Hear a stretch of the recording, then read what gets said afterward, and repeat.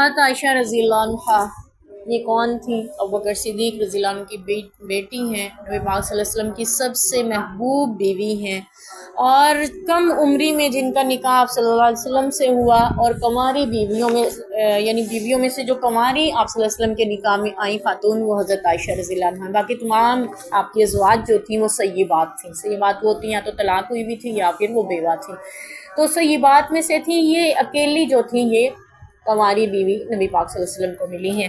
ایک اور بات بھی کہی جاتی ہے کہ یہ وہ بیوی ہیں جن کو جو نبی پاک کو کماری ملی، اور ایک وہ بیوی تھی جن کو نبی پاک کمارے ملے تھے۔ وہ کون تھی؟ بالکل حضرت خدیجہ رضی اللہ عنہا۔ ٹھیک ہے، بالکل نبی پاک صلی اللہ علیہ وسلم کو یعنی نکاح سے پہلے اللہ نے خبر دی تھی۔ جبرائیل علیہ السلام ایک ریشم کا کپڑا لے کے آیا جس میں حضرت عائشہ رضی اللہ عنہ کی تصویر لپٹی ہوئی تھی، تو آپ صلی اللہ علیہ وسلم سے فرمایا تھا کہ یہ آپ کی بیوی ہوں گی۔ تو آپ صلی اللہ علیہ وسلم نے حضرت خدیجہ کے بعد ان سے نکاح فرمایا، اور ساتھ ہی حضرت سودا رضی اللہ عنہ سے نکاح فرمایا جو رخصت ہو کے نبی پاک کے گھر آ گئی۔ حضرت عائشہ آپ کے گھر نہیں آئیں، بلکہ ہجرت بعد میں جا کے ان کا نبی پاک صلی اللہ علیہ وسلم کے گھر رخصتی ہوئی، تو حضرت سودا پہلے آ گئی تھی۔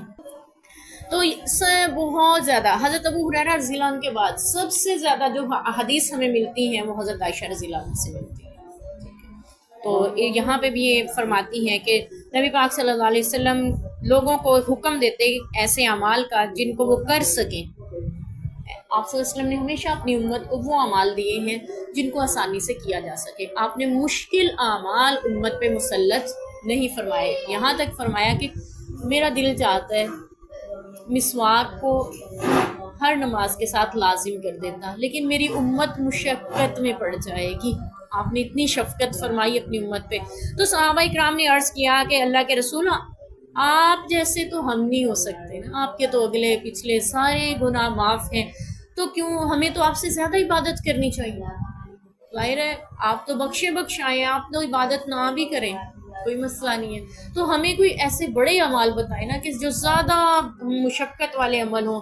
ہمارے ہاں تو یہ سمجھا جاتا ہے نا 12 سال کنویں میں الٹے لٹک کے عبادت کی جائے، ایک ٹانگ پہ کھڑا ہو کے عبادت کی جائے، پھر شاید ہم اللہ کے زیادہ قریب ہوں گے۔ تو وہ ایسے اعمال چونکہ دائیں بائیں کرتے ہوئے رہبانیت کو راہبوں کو دیکھتے تھے، تو اس لیے صحابہ کرام کے ذہن میں بھی کچھ ایسا ہی خیال آیا کہ اللہ کے رسول ہمیں بھی کوئی ایسی عبادات کا حکم دیں جو بہت زیادہ مشکل ہو، مشقت والی۔ تو آپ صلی اللہ علیہ وسلم غضبناک ہوئے اور فرمایا کہ میں تم میں سب سے زیادہ اللہ کو جاننے والا اور اللہ سے ڈرنے والا ہوں، تو میں بہتر جو تمہارے لیے سمجھتا ہوں، یعنی مفہوم یہ اس حدیث کا وہی تمہیں حکم دیتا ہوں۔ تو اللہ کے نبی نے جو بھی احکام دیے ہیں انہی پہ عمل کیا جائے، خود سے خود ساختہ اعمال بنا کر ان کو اپنے آپ کو مشقتوں میں نہ ڈالا جائے۔ جیسا کہ وصال کا روزہ آپ صلی اللہ علیہ وسلم خود تو رکھتے تھے، امت کو رکھنے سے منع کیا۔ آپ صلی اللہ علیہ وسلم پہ فرض تھی تہجد کی نماز، لیکن امت پہ نفل کر دی گئی۔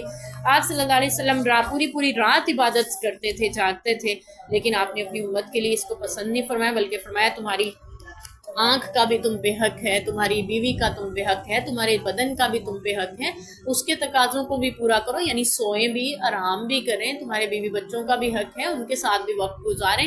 تو یہ نہیں ہے کہ صرف عبادت کرتے جائیں جیسا کہ رحمانیت میں ہے۔ تو آپ صلی اللہ علیہ وسلم نے ہمیں ترغیب دلائی ہے عبادات کرنے کی، لیکن مشقتوں میں نہیں ڈالا اپنی امت کو۔